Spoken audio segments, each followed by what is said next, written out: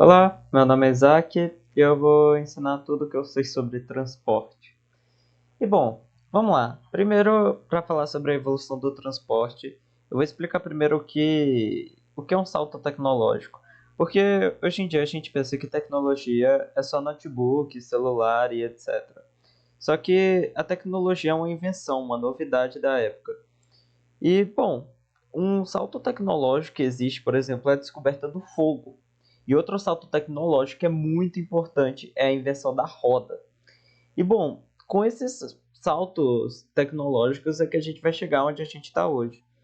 E o grande avanço dos transportes ele vai começar com o declínio do feudalismo na Idade Média, que mais tarde, com a Idade Moderna, vai iniciar a Revolução Industrial. A Revolução Industrial vai originar o desenvolvimento de automóveis e navios. E por que ela vai fazer isso? Bom, pela larga escala de produção, que ela precisa distribuir essa larga escala, então ela precisa de transportes ativos para gerar mais dinheiro. E, além disso, ela vai fazer isso para conectar colônias e as metrópoles. Então, o sistema vai se desenvolver para conectar colônias e metrópoles e para venda de larga escala. E, bom, vai ser isso. E a gente vai falar sobre alguns sistemas aqui, alguns sistemas no caso. Eu vou começar pelo sistema de transporte hidroviário. Esse sistema ele pode ser chamado de hidroviário, aquático e aquaviário. São os três nomes que ele pode receber. E ele tem as suas subdivisões. Oceanos e mares, que é o marítimo, rios e riachos, que é o fluvial, e lagoas e lagos, que são o lacustre. E, bom, a Revolução Industrial vai ser o principal.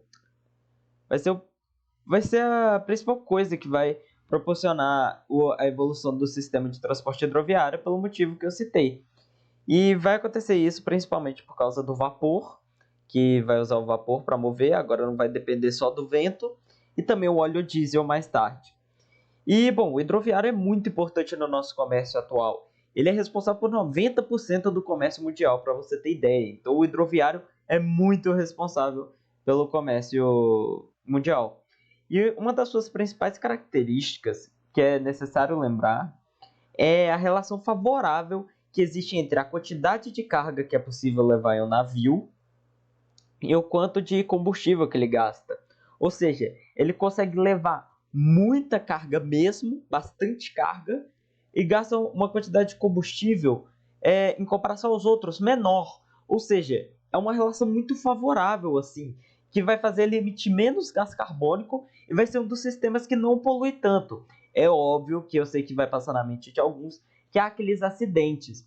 Só que a gente não está considerando tanto acidentes aqui, porque se você parar para pensar, todos os sistemas podem acontecer acidentes. Claro que alguns têm uma maior proporção e a gente vai chegar lá.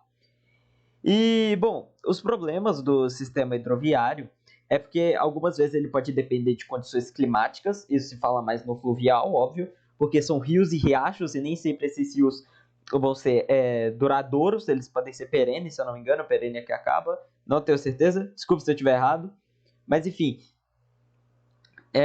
sua baixa flexibilidade e ele não é tão veloz assim quanto os outros. Por exemplo, um avião ele consegue carregar carga de uma forma muito rápida. Então, o navio não consegue chegar a essa velocidade. E esse é uma das coisas que não é tão vantajoso no hidroviário. Entretanto, lembre da relação favorável de carga e combustível, que é muito boa. Bom, eu vou só explicar uma coisa que é o sistema de eclusas, que é quando tem uma diferença de altitude no rio muito grande, e então para isso foi criado, entre aspas, um elevador para navios, que o navio fica entre duas paredes, então vai ser retirado ou vai ser aplicado água naquele lugar que ele está. Sendo assim, ele pode subir ou descer, e dessa forma ele pode se igualar à altitude e continuar o seu trajeto. É isso que eu tenho para falar sobre o hidroviário. Agora vamos falar sobre o sistema de transporte aéreo. Bom, ele é muito recente, ele foi inventado no último século pelo nosso querido brasileiro Santos Drummond. Há algumas controvérsias sobre quem criou, mas eu acho que quem criou foi o Santos Drummond mesmo, e ele é brasileiro, e é isso. Então foi ele. Só que a invenção de Santos Dumont no começo vai ser usado para guerra, para as duas grandes guerras. Porque, se eu não me engano, ele inventou o avião em 1906.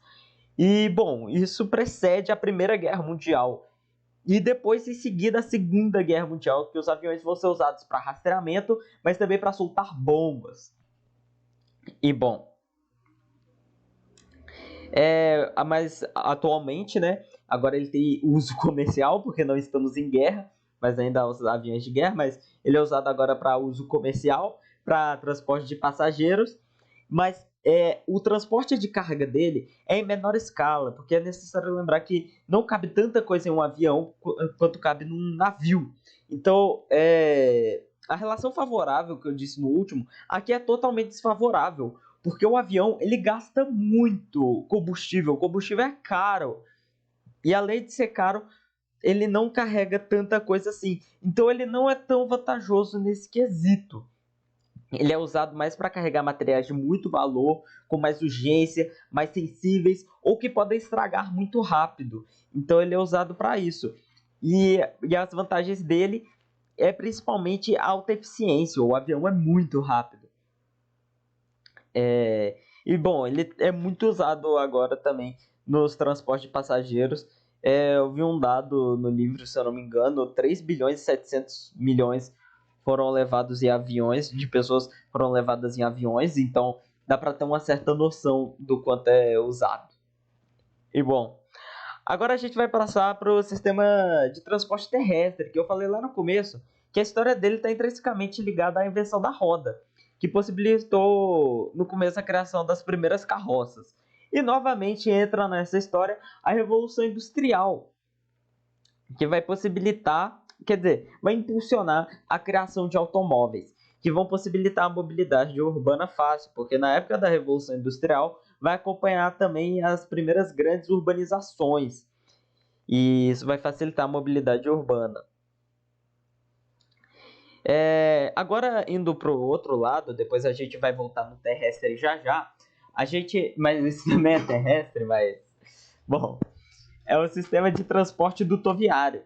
Ele é uma forma de descoberta também não faz muito tempo, que é uma forma bem econômica, que gera um grande fluxo, tem muita segurança e tem baixo impacto ambiental, e ele tem um custo baixo. Ou seja, ele é vantajoso por isso.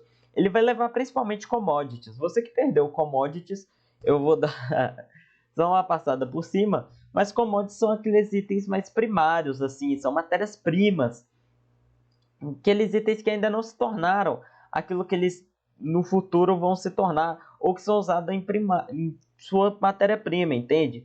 O que eu posso dar exemplo aqui é petróleo, minérios de ferro, ferro que vai produzir, tipo, barras e etc. Então, o dutoviário é muito usado para levar commodities, também commodities alimentícios.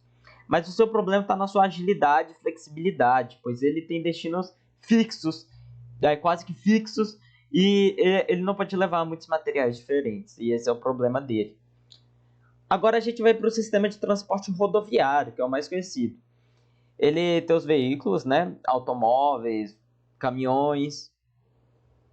E, bom, nesse caso, o transporte de carga no rodoviário, ele é feito pelos caminhões e carroças, mas está embutido nos caminhões.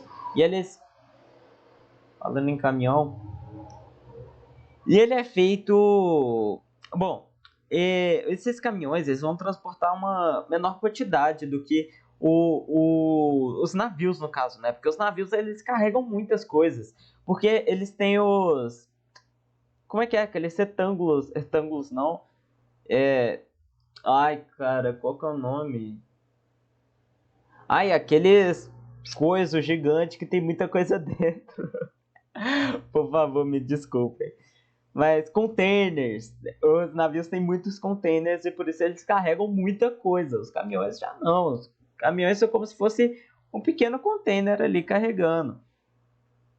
E a quantidade de combustível é muito desvantajoso, porque usa bastante combustível e gera uma poluição do ar danada. E esse é o principal problema. Esses são os principais problemas. Só que em contrapartida, ele é muito dinâmico e ágil, Ou seja, por exemplo, você pede aí na sua casa, na Amazon, assim, esse livro aqui. O livro, alguma hora, vai chegar na unidade de distribuição de BH, e quando chega lá, um caminhão, uma carroça, alguma coisa assim, vai levar o seu livro. E como é que ele vai levar o seu livro? Na sua porta. Ou seja, essa é a vantagem dele. Ele chega exatamente no seu destino. E ele é muito rápido. Ele é muito ágil, flexível. Ele pode alterar rotas, ele pode passar por muitos lugares. Então, essa é a diferença do rodoviário. E, bom, o sistema de transporte ferroviário é o que transporta boa parte das mercadorias também. E, bom, ele não é um dos melhores no quesito passageiro, porque ele tem perdido muito para os outros sistemas, o rodoviário, o próprio hidroviário. Ele tem perdido muito para esses sistemas, principalmente para o rodoviário. Então, o ferroviário tem sido mais para levar carga, porque ele leva muita carga. E seu custo de manutenção é baixo, porque o seu volume de combustível também não é dos maiores assim. E, bom, ele é mais seguro também, a taxa de acidentes é menor. Tem que falar isso no rodoviário também. No rodoviário tem muito acidente, tem muito roubo, extravio. Então o ferroviário tem essa vantagem, ele é mais seguro.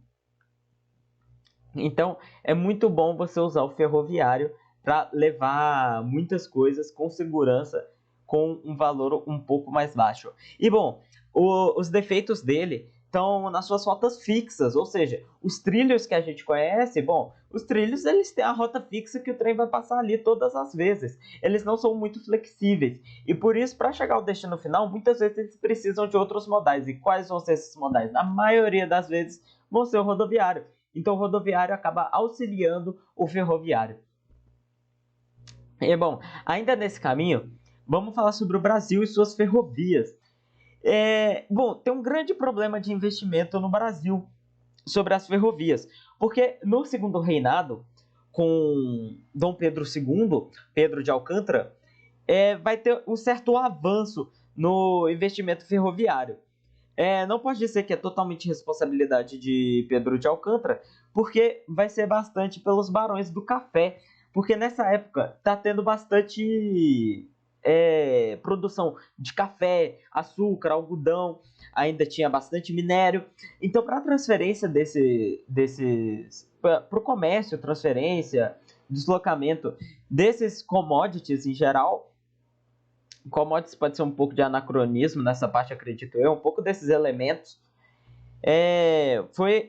ocorreu um certo investimento no sistema ferroviário. Até a política do café com leite, que o café ainda era muito importante. Então até 1930 tem bastante avanço. Só que depois disso vai ter uma certa defasagem. O Juscelino Kubitschek, o presidente de 1950, ele vai vir com o projeto dele de 50 anos em 5 anos. E o que vai acontecer nesse projeto? Ele quer atrair o investimento de multinacionais, automobilísticas principalmente. Então os investimentos vão ser muito focados no transporte rodoviário. E com esse foco no transporte rodoviário, vai ter a defasagem das ferrovias já existentes, porque não vai ter tanto foco nelas, vai deixar de ter tanta manutenção, algumas vão ser esquecidas, projetos deixados de lado, ferrovias incompletas, e vai ter muita redução na construção de novas. E o Brasil vem tentando consertar isso, porque o transporte de commodities atualmente não está muito fácil por causa desse baixo investimento no ferroviário. E agora, para terminar os modais, vamos falar sobre o que é multimodal e intermodal. Vamos falar aqui das interações dos modais. Modais é basicamente os sistemas de transporte. Bom, multimodal e intermodal. Os dois conceitos, eles se relacionam às ligações que há entre os modais com o intuito de eficiência. O que isso é? Os dois conceitos, multimodal e intermodal, vão utilizar de dois ou mais modais para chegar ao seu destino final. Ou seja, eu vou dar um exemplo aqui para você entender. Vamos fingir que eu... Não, primeiro... Calma, tô indo muito rápido, peço desculpa, mas é porque eu tenho que estudar tudo, então tô indo com pressa explicando tudo que eu aprendi. Mas vamos lá, vou recomeçar. Multimodal e intermodal. O que é isso? Esses dois eles se relacionam com com o uso de diferentes modais, com diferentes sistemas de transporte, com o intuito de ter eficiência. Ou seja, você vai usar, por exemplo, o ferroviário, o hidroviário e o rodoviário para chegar ao seu destino final. E usar isso pode muitas vezes ser mais eficiente, você chegar mais rápido. Mas então, qual a diferença de multimodal e intermodal? A diferença é que o sistema multimodal contrata um único operador de transporte multimodal. Vou usar um exemplo que vai facilitar. Eu quero levar 100 computadores da Zona Franca de Manaus até Belo Horizonte. É uma quantidade baixa, eu só estou dando um exemplo. Eu quero levar 100 computadores da Zona Franca de Manaus até Belo Horizonte. Então eu vou contratar uma empresa que vai fazer tudo para mim. Entende? Eu contrato a empresa lá, Transportinhos. A Transportinhos tem o modal hidroviário, que ele vai usar para atravessar o Amazonas, que tem algumas partes são fluviais. A Transportinho também tem o meio ferroviário deles, que vai levar até Minas. E aí o Transportinho também tem o rodoviário, que aí vai entregar o meu destinatário. Então veja, a Transportinho, a empresa que eu inventei, ela tem o controle de tudo, do hidroviário, do ferroviário e do rodoviário. Ou seja, vai chegar bem mais rápido e não tem tanta burocracia. Porque eu só contratei... Você é um chefe, você quer que as coisas sejam rápidas. Então você fala, aqui Transportinho, eu preciso fazer isso daqui. Você faz tudo para mim? A Transportinho fala, claro, meu querido, pode deixar que eu faço tudo para você. E a Transportinho vai lá e faz tudo para mim. Mas agora vamos falar sobre o sistema intermodal. Ele é caracterizado pelo contrato de utilização de cada modo de transporte. Ou seja, eu não vou contratar só Transportinho. Dessa vez eu vou fazer diferente. Eu vou contratar uma para o modal hidroviário, vou contratar a Aquáticos para levar para atravessar o Amazonas. Vou contratar os ferrovinhos para levar até Minas pelo sistema ferroviário. E eu vou contratar os rodas máximas para entregar o meu destinatário. Para você ver, tem muita mais burocracia, eu tenho que contratar mais gente, são mais contratos. Eu tenho que lidar com isso, tenho que ver se meu transporte do primeiro deu certo, se meu transporte do segundo deu certo, se meu transporte do terceiro deu certo. Então, o intermodal, ele é mais dramático em si. E bom, é isso tudo que eu tenho para explicar sobre transporte. Eu espero que você tenha gostado dessa aula. Foi muito rápido, eu peço desculpa pela rapidez, mas eu ainda tenho que estudar comércio e turismo. E bom, não há tempo a perder. Um grande beijo para você, muito obrigado por assistir essa aula aqui, ó. E até mais.